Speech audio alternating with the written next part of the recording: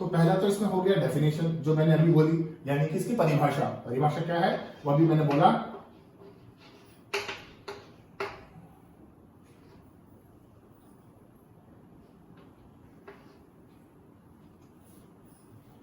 तो सबसे पहले क्वेश्चन आता है कि डिफाइन मेरिस्टम। आप मेरिस्टम को डिफाइन कीजिए, और डेफिनेशन में बता चुका हूं। सिंपल अगर भाषा में बात करें तो रैपिडली डिवाइडिंग सेल्स, निरंतर विभाजित होने वाली कोशिकाएं मेरिस्टम सेल्स या मेरिस्टम या विद्युत कोशिकाएं कहलाती हैं। डेफिनेशन के बाद आता है सबसे इंपॉर्टेंट इनका कैरेक्टरिस्टिक फीचर, इनकी क्या विशेषता है। तो अगर अपन टॉपिक देखें,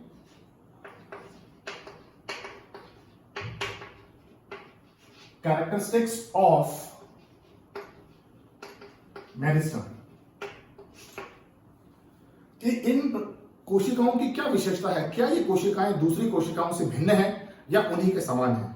तो सबसे पहले इनको देखने के लिए अपन बात करें इसकी, तो जो मेरिस्टम कोशिकाएं हैं वो मेरिस्टमेटिक कोशिकाओं का पहला है कि इनका शेप, इनका आकार या इनकी आकृति, ये शेप में गोलाकार, अंडाकार या इस प्रकार पॉलीगोनल हो सकती है। इन तीन प्रकार के स्ट्रक्चर्स में हमको मिल सकती है, या तो ये गोलाकार या अंडाकार, और या इस प्रकार के पॉलीगोनल जिसे कहते हैं बेंजीन रिंग के आकार के। तो ये तो हो गया इसका शेप। तीन प्रमुख प्रकार के शेप में ये कोशिकाएं होती हैं। कौन सी? मेरिस्टम विद्युत कोशिका। और सामान्यतः ये वाला शेप अधिक मात्रा में देखने को मिलता है।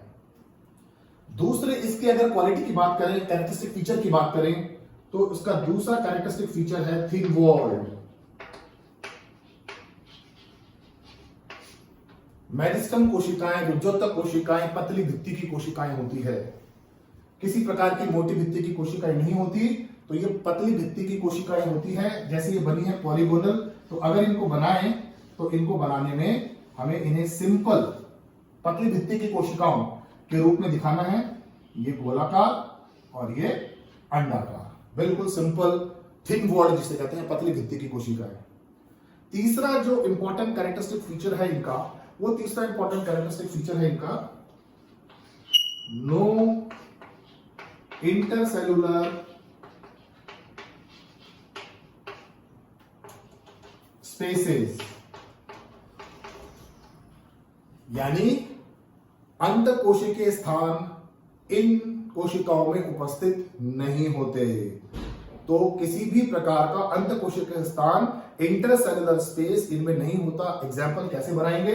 अगर इसको बनाएंगे तो ये होगा इस प्रकार से, ये एक सेल, इससे लगता है ये दूसरा सेल, फिर इससे लगता है ये तीसरा सेल, ये इससे लगता है इस प्रकार से चौथा सेल, फिर ये लगता हुआ इस प्रकार से पांचवा सेल। यानी कि किसी भी प्रकार का स्थान किसी भी कोशिकाओं के बीच में खाली नहीं रहता।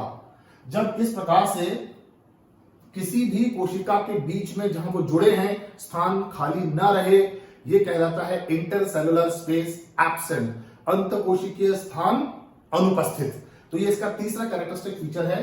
तो क्या हो गया? शेप की बात करें, गोलाकार से अंडाकार से पॉलीगोनल शेप के। दूसरा कैरेक्टरिस्टिक फीचर हो गया पतली भित्ति की कोशिकाएं, ये बिल्कुल पतली भित्ति की कोशिकाएं होती हैं। तीसरा सबसे इंपॉर्टेंट, जब ये जुड़े होते हैं तो इनमें किसी भी प्रकार का अंतःकोशिकीय स्थान उपस्थित नहीं होता, जो मैंने यहां पर एग्जांपल बताया है। अब नेक्स्ट कैरेक्टरिस्टिक फीचर की अगर बात करें तो नेक्स्ट कैरेक्टरिस्टिक फीचर्स में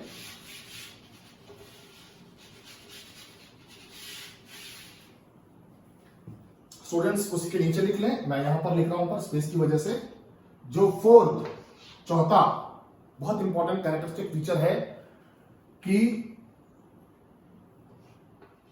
लार्ज सेंट्रली प्लेस्ड न्यूक्लियस, यानी मध्य में उपस्थित, केंद्र में मध्य में उपस्थित इस प्रकार से लार्ज न्यूक्लियस। तो ये तो हो गया केंद्रक और ये हो गया सेल। तो अगर 2 या 3 सेल आपस में जुड़े होंगे वो इस प्रकार से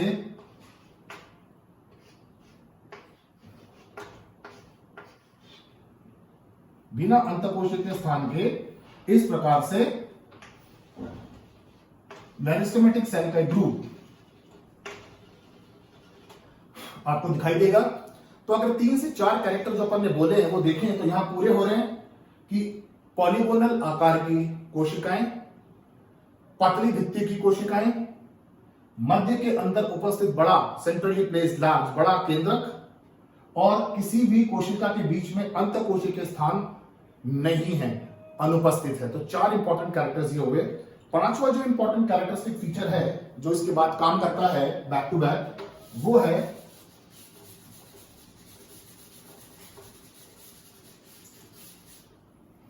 कैरेक्टर नंबर 5, और वो कैरेक्टर नंबर 5 है नो वैक्यूल, यानी रिक्तिका जो होनी चाहिए अमूमन कोशिकाओं में उपस्थित होती है, रिक्तिका अनुपस्थित। इसके पीछे एक लॉजिक है फ्रेंड्स, ये मैं समझाना चाहूंगा। एग्जाम में पूछते हैं कि व्हाई मेरिस्टेमेटिक सेल्स या meristematic tissues doesn't contain vacuole. इन जो विभजोत्तक कोशिकाएं हैं, विभजोत्तक कोशिकाओं में क्यों वैक्यूल उपस्थित नहीं होता? फ्रेंड्स, इसका सिंपल सा और सीधा सा एक्सप्लेनेशन है कि क्योंकि कोशिका के मध्य में बहुत ज्यादा स्पेस बड़े केंद्रक द्वारा ग्रहण कर ली जाती है, जिसकी वजह से वैक्यूल के लिए कोई स्थान नहीं होता।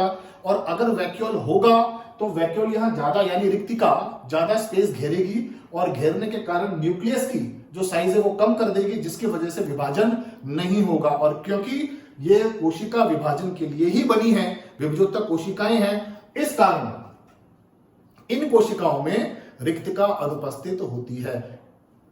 एग्जैक्टली नो नहीं कह सकते, नो और वेरी लेस, अत्यंत सूक्ष्म मात्रा में या छोटा वैक्यूल या रिक्तिका उपस्थित हो सकती है, परंतु सामान्यतः इन कोशिकाओं में रिक्तिका या वैक्यूल उपस्थित नहीं होती।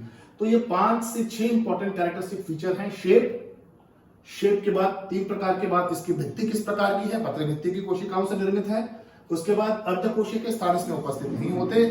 उसके बाद मध्य के अंदर बहुत बड़ा केंद्रक उपस्थित होता है जो कॉन्स्टेंटली निरंतर विभाजित होता रहता है, डिवाइड करता रहता है, जिसके कारण इसको विभजोत्तक कोशिकाएं कहते हैं। और लास्ट बट नॉट लीस्ट की बात करें तो वैक्यूल या रिक्तिका इसमें उपस्थित नहीं होती।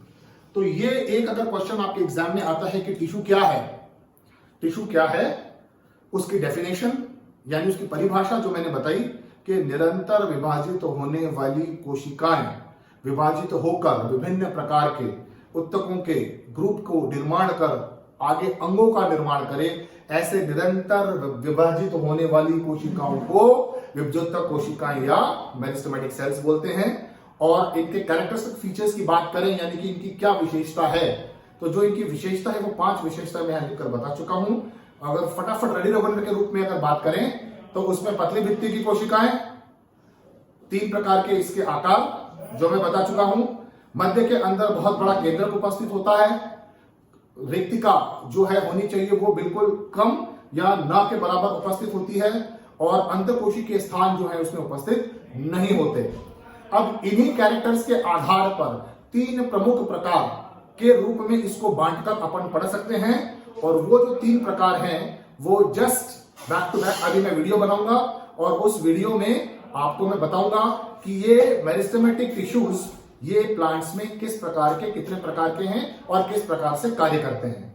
अब किसी का जो भी कंफ्यूजन या डाउट है वो डाउट या कंफ्यूजन मेरे से पूछ लें, कमेंट कर लें, पर्सनली फोन कर लें, व्हाट्सएप ग्रुप में मैं डाल चुका हूं, व्हाट्सएप ग्रुप में भी पूछ लें। और कुछ समझ में नहीं आया मेरे ख्याल से क्लियर होगा, अभी जस्ट बैक टू बैक मैं एक और वीडियो बनाऊंगा इसी पर कि टिश्यू सिस्टम तो कंप्लीट इन प्लांट्स में the first type of tissue system यानी कि मेरिस्टेमेटिक टिश्यू सिस्टम, अब उसके टाइप्स प्लांट्स में क्या है उस पर एक वीडियो बनाऊंगा।